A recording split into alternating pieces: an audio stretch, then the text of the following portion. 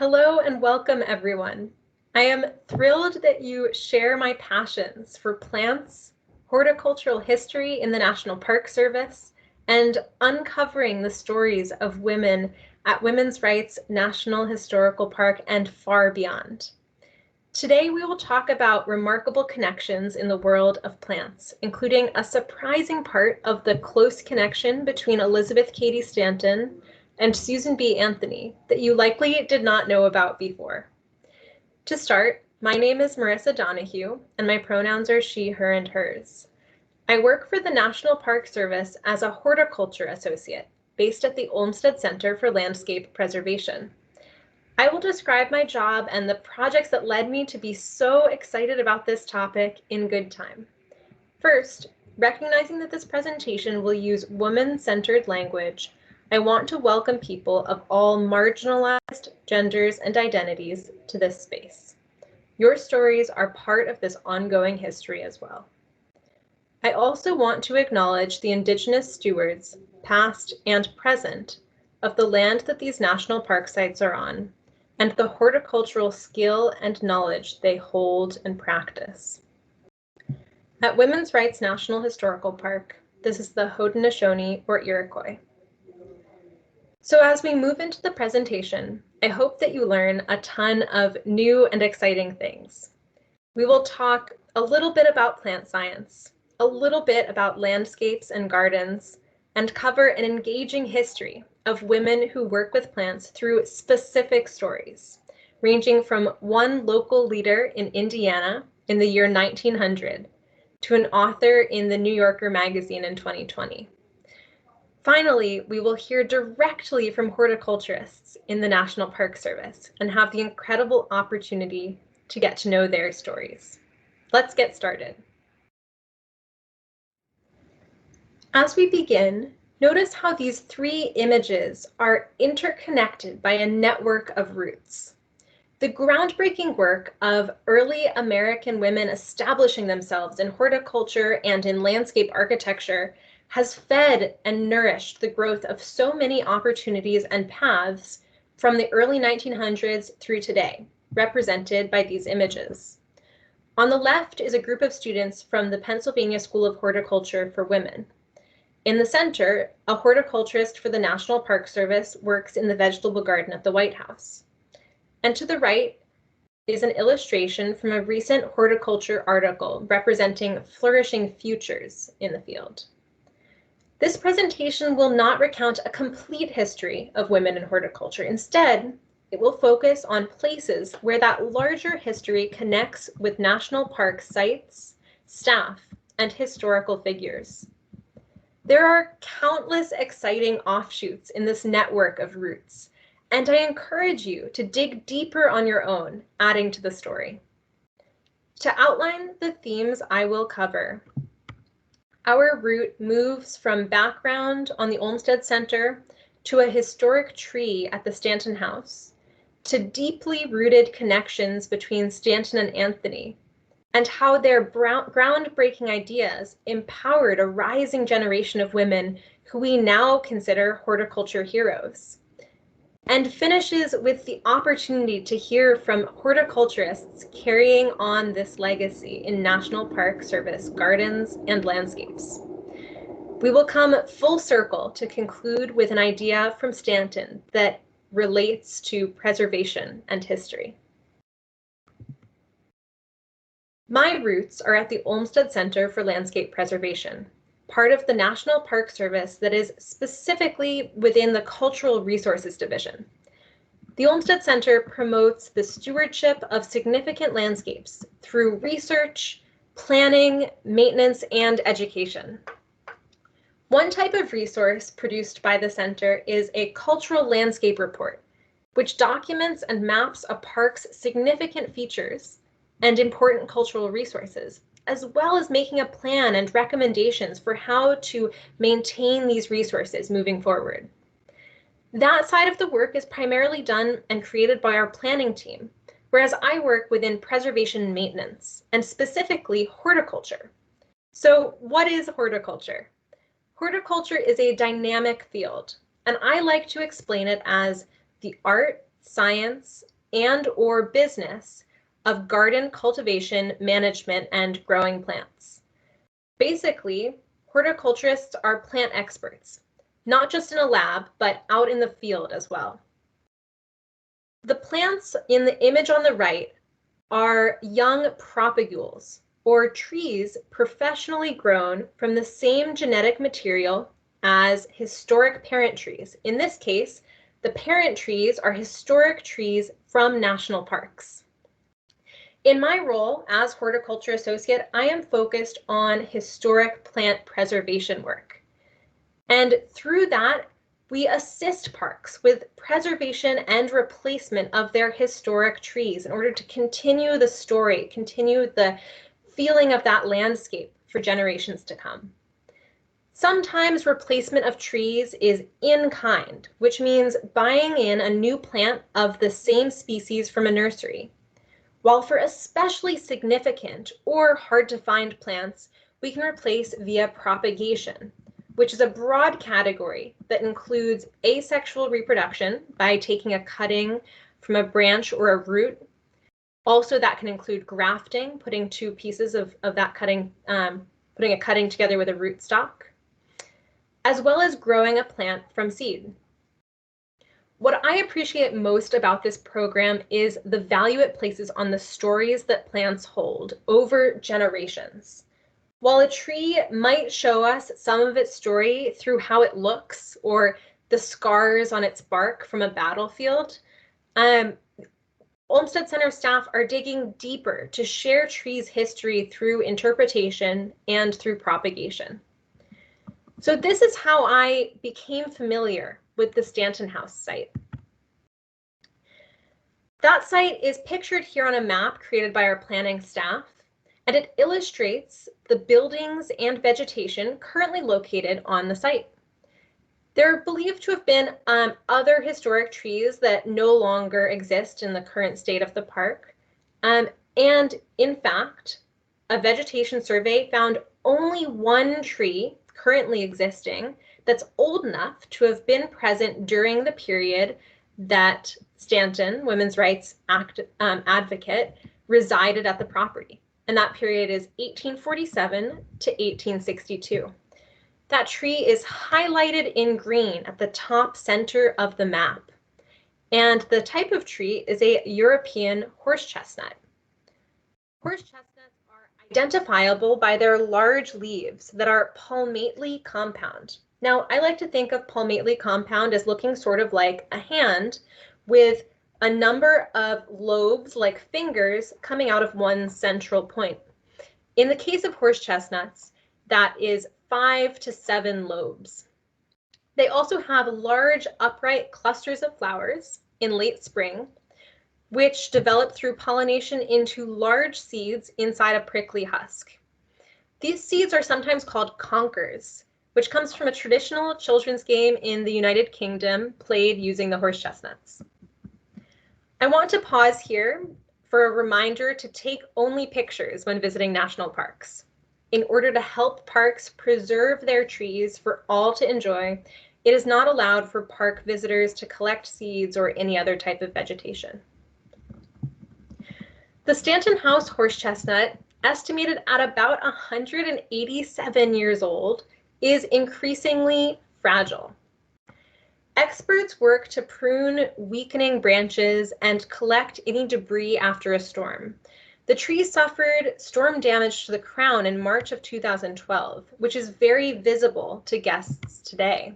You can see the entire top of that horse chestnut tree is removed, really changing the way it looks. It has been propagated by Olmsted Center staff in order to facilitate the eventual replacement of this significant feature back into the landscape. That genetic clone pictured on the right is currently under 3 feet tall, but one day it could be waiting in the wings, ready to go back into the landscape once the original tree fails. I've read a lot of details on Stanton's life in Seneca Falls, and it's easy to imagine the horse chestnut's branches, although I'm sure much lower at that time when it was younger, encouraging play among the household's children. Stanton was an advocate for independent play and decision-making among kids. Stanton also hosted large gatherings of her peers, and I can imagine this patch of shade under the horse chestnut hosting a group of other activists at Stanton's home, which she called the center of the rebellion. Among Stanton's many house guests includes numerous visits from Susan B. Anthony, pictured here standing beside Stanton while reading documents together. More than just their ideologies connected these two activist leaders. Frequent letters passed between them, and as it turns out, each woman viewed the same species of tree outside their home's front windows. Anthony resided in nearby Rochester, New York, and the earliest known photo of her house is shown here on the right. It captures Stanton and peers gathering on the lawn next to Anthony's horse chestnut tree. While their parallel planting is likely chance, the gatherings witnessed by these two horse chestnuts are so full of similarities and importance. Anthony actually expanded her activism from suffrage and abolition to include some environmental things. Specifically, in regards to her own horse chestnut, reports show that she campaigned to save the tree from being cut down and paved over by the city of Rochester. For this activism, Anthony was recognized as a hero of horticulture by the Cultural Landscape Foundation in 2007. Stanton, on the other hand, was not vocal about horticultural preservation like Anthony, but her writings and ideas empowered groundbreaking women in the professional field of horticulture. In the late 19th and early 20th centuries, state horticultural societies with overwhelmingly male leadership were common. A historic document entitled Proceedings of the Indiana Horticultural Society shows us one exception, the groundbreaking Mrs. W. Stevens, who served as first vice president of 4 vice presidents, mind you, during 1900 and 1901. She was the first woman in leadership in the Society's 40-year history, as shown on this historic list of officers since 1860. Stanton's 1895 publication, The Woman's Bible, is referenced by Stevens at the Society's annual meeting in the year 1900. Stevens says, quote, "Perhaps I am one of the most enthusiastic women horticulturists in the state, and I would like to say a word. I have learned to shrink at the word horticulturist because almost every time the men refer to Mother Eve, and of course that is a tender spot with part of us.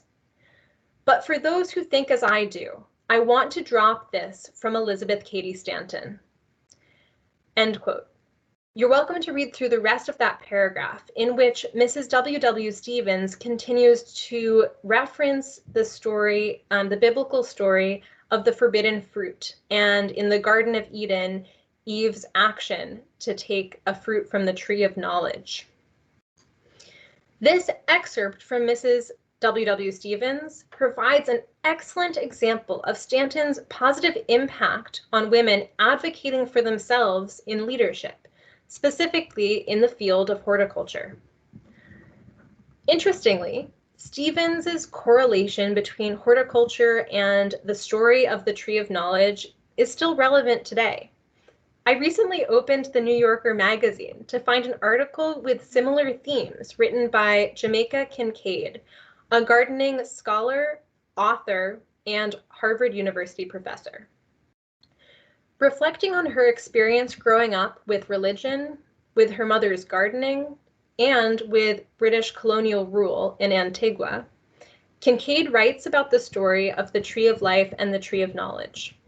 Quote, "One tree was to be partaken of, the other forbidden. I have since come to see that in the garden itself, throughout human association with it, the Edenic plan works in the same way. The tree of life is agriculture, and the tree of knowledge is horticulture." End quote. Kincaid continues to elaborate about the ideas of surplus and how that relates to horticulture. and also, quote, dangerous possibilities in this realm of horticulture. This article was an exciting connection to stumble upon, almost as serendipitous as the two horse chestnuts shared by Stanton and Anthony. And it also feels useful from a critical perspective. While Kincaid is an avid gardener at her home in Vermont, many of her writings voice criticism of the colonial and racist roots of horticulture and formal gardens. Kincaid's experiences as an immigrant woman of color in the US in the mid-1900s and into the present moment provide valuable contrast to the experiences of many other leading women in the profession. And her prominent horticultural scholarship is equally groundbreaking. Stepping back in time again, following Stanton's publications and Stevens's barrier-breaking work, the trajectory of the 1900s for most women in horticulture in the US included a blossoming of educational opportunities. The two pictures to the left here show students from the Pennsylvania School of Horticulture for Women, which was founded in 1911. We'll come back to another fun connection to this school, so keep it in mind. On the far left, students in 1913 demonstrate proper pruning techniques, with one woman in a long skirt perched on the limb of a tree. The next image is a World War II era photograph of students posing confidently with rakes and other tools, and this time they are wearing jeans and more sensible button-up shirts for the type of labor. Jumping ahead to the present, the third image is a horticulturist from the National Park Service, where educational opportunities and training, such as the Olmsted Center's Arborist Training Program, aim to empower staff with the technical plant skills they need to maintain national park landscapes and gardens. Many of these NPS gardens were designed by prominent women landscape architects throughout history.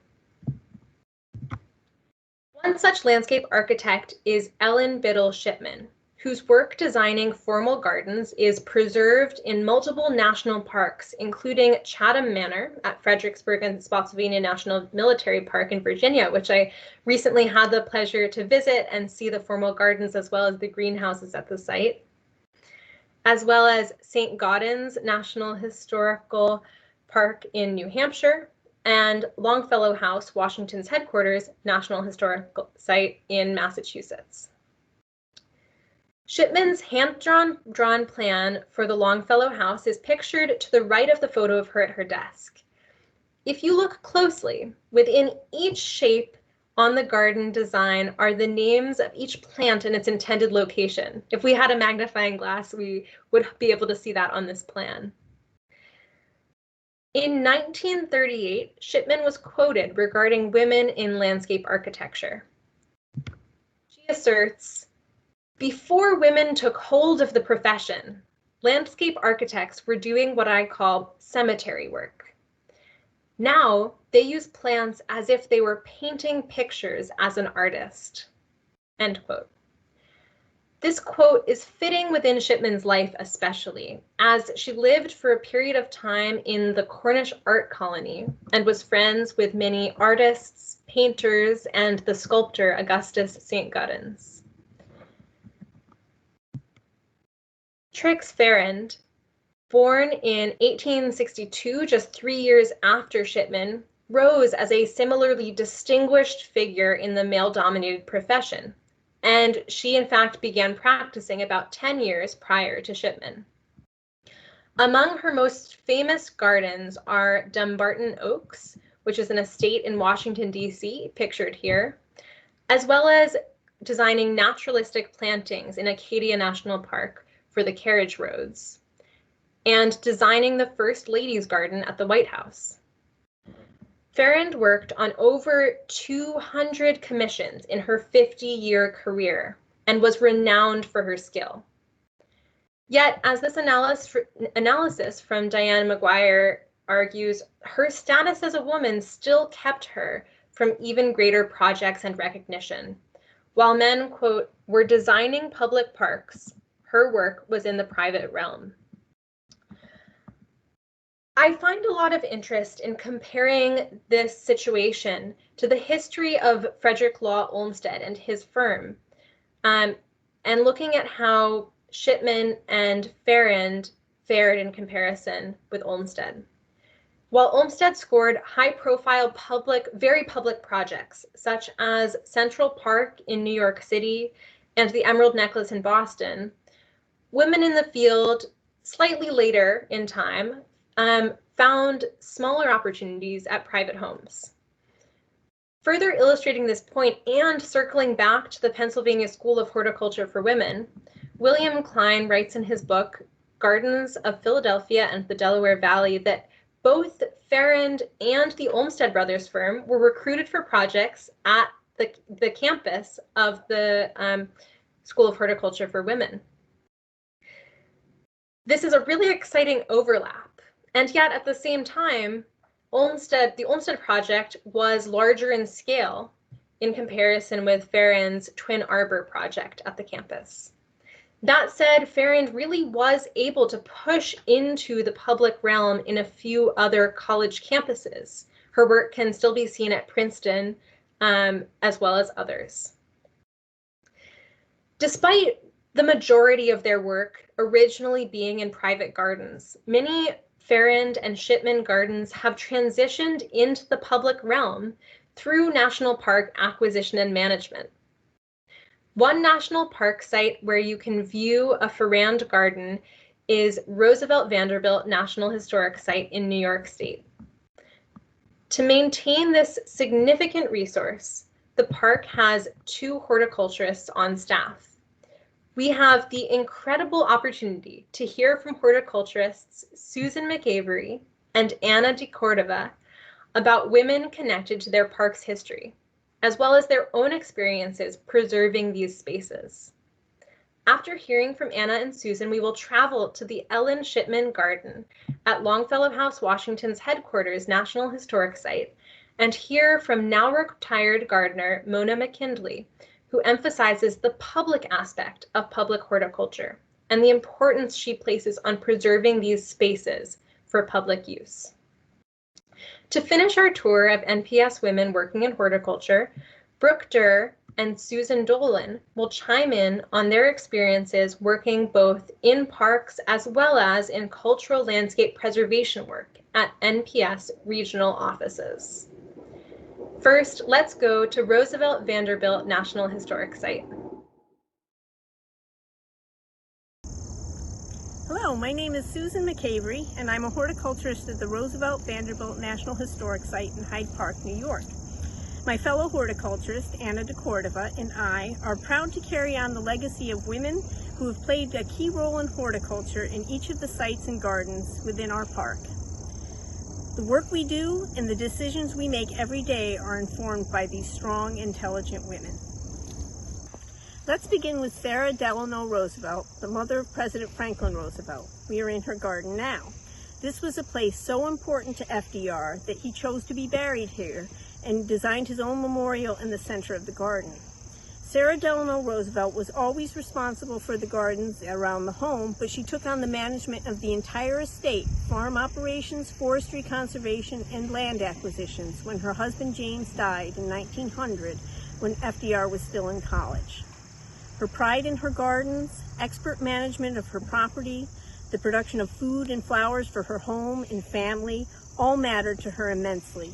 She set a high bar for us to accurately interpret her home life, her standards, and her style. I'm Anna DeCordova, also a horticulturist in our park, and I'm going to tell you about our next woman in horticulture, Eleanor Roosevelt. First Lady and first U.S. Ambassador to the United Nations, Eleanor Roosevelt chose to keep the landscape very informal and focused on recreation at her home, Valkill. Her choices speak volumes about her values and what elements she considered make a house a home. In an idyllic streamside setting, she included a cutting garden, a vegetable garden, a garden loggia for quiet time and reading, an orchard, beekeeping, horses, riding trails, in addition to tennis court, swimming pool, badminton, and all the fun features of the Valkill property. In our present day work, we strive to hit the right note between informality and proper care and maintenance of the garden assets that she so valued. Our goal is for visitors to glean a fundamental sense of her personality and philosophy, her choices, as they experience the Valkill landscape. Beatrix Farrand, America's first female landscape architect, designed the Roosevelt's neighbor's garden, which is happily included in our park. Farrand paved the way for women in our field by using her social connections and intellect to work around every obstruction to education and opportunity that faced women at the time. Once trained, she became preeminent because she had to prove herself flawless in order to get any significant commissions at all. Her talent and high standards spoke louder than her gender. Her garden in our park gives us an opportunity to point out what groundbreakers, pioneers, and visionaries do to change assumptions and create possibilities for others. Hi, I'm Mona McKinney, and I'm an estate gardener with the National Park Service. As a gardener at a historic house museum, I take care of trees and shrubs and lawns, but also historic plants that are associated with an important person, so they're kind of like celebrity plants.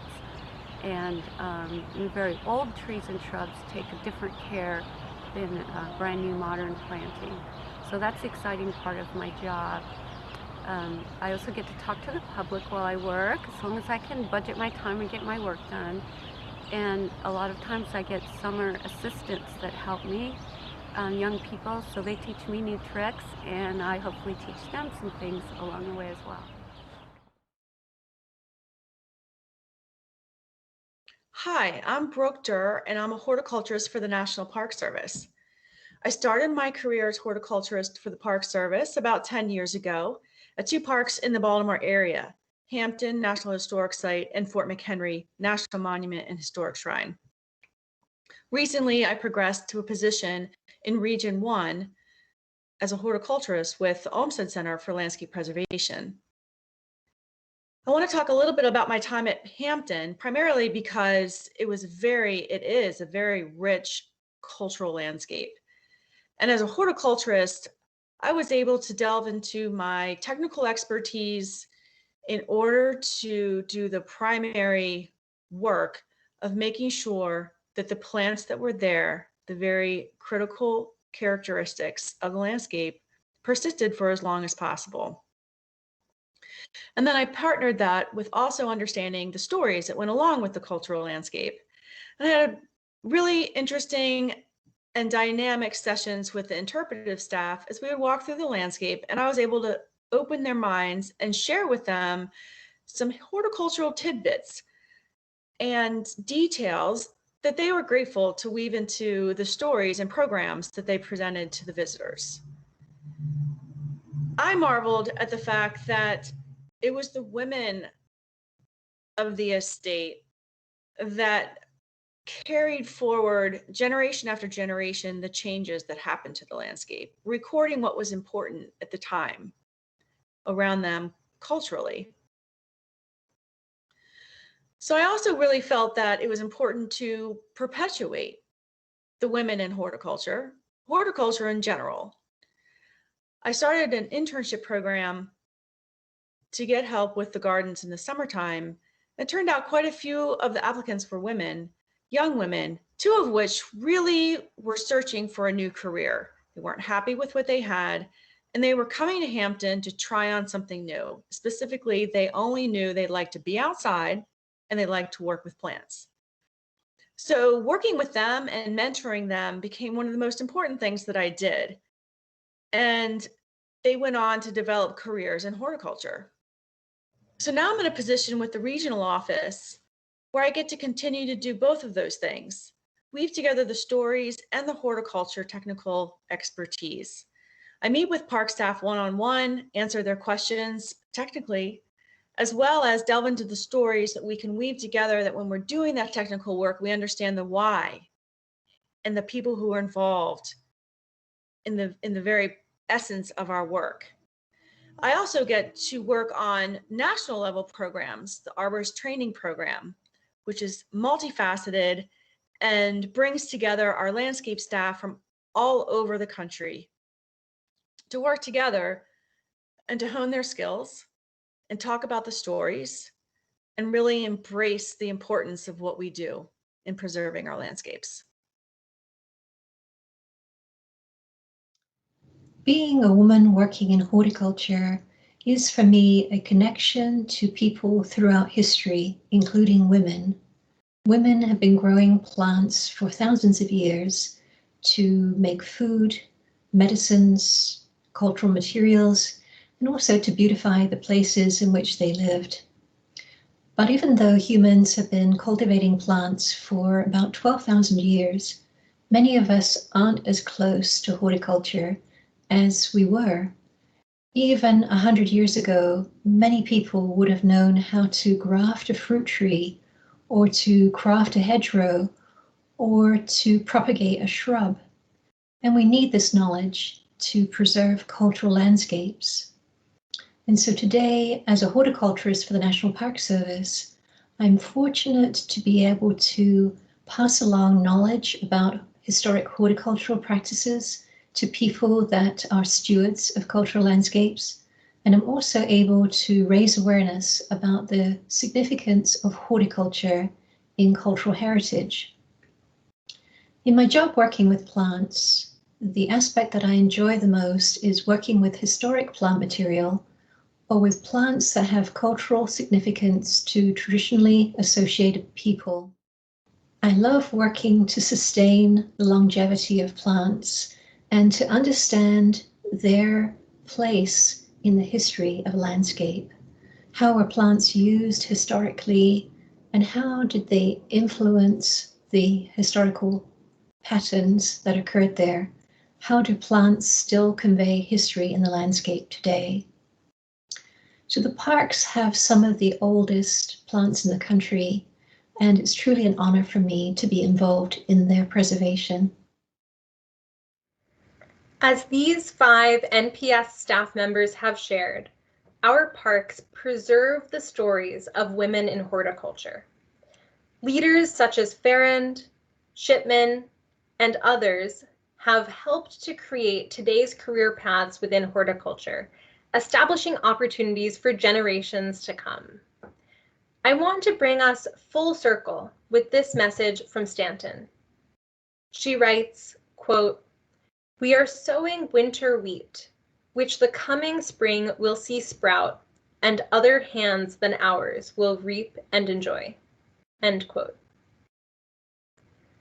This was written regarding Stanton's fight for women's voting rights, and I appreciate Stanton's sense of collective movement building. She fought for future generations, confident that the fruits of her labor would be enjoyed by others. Preservation follows similar values, and this quote can be interpreted literally when looking at the growth cycle of trees. For the historic horse chestnut, the act of propagating a young plant from the parent tree is investing in future generations and preserving its story for park visitors to come at the patient pace of trees. Interpreted through historical figures, each leader we have discussed has created opportunities for those coming after. Stanton's words ring true for the continuing history of women in horticulture and the deep roots of activism that have produced today's blossoming opportunities in the field.